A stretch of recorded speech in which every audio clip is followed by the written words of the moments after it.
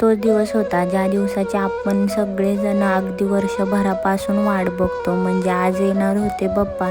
त्यामुळेच मी इकडे छान अशी रेडी झाले होते सकाळीच आणि लगेच तयारी करायला घेतली होती.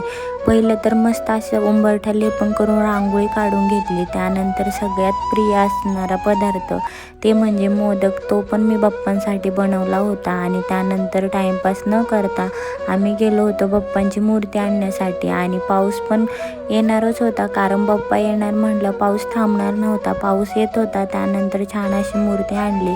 घरी आणल्यानंतर बाप्पांचं छान असं त्यांचं औक्षण केलं. त्यानंतर यांचे पाय धुवून बाप्पांची नजर काढली आणि बाप्पांना घरामध्ये बोलवलं. छान असं म्हणजे जसं जसं सांगितलं होतं तसं प्रमाणे मी सगळी विधी बाप्पांची केली. म्हणजे पंचामृताने त्यांचा अभिषेक करून त्यांना छान असं विराजमान केलं. त्यानंतर मग आरती करून घेतली. यांचे फ्रेंड लोक सगळे आले होते आणि त्यांना खूप जास्त मोदक आवडले होते. त्यानंतर शिवचे रिॲक्शन असे काही होते, आरती झाली होती तरी पण तो टाळ्याच वाजवत होता आणि ते बघून मला खूप भारी वाटत होतं.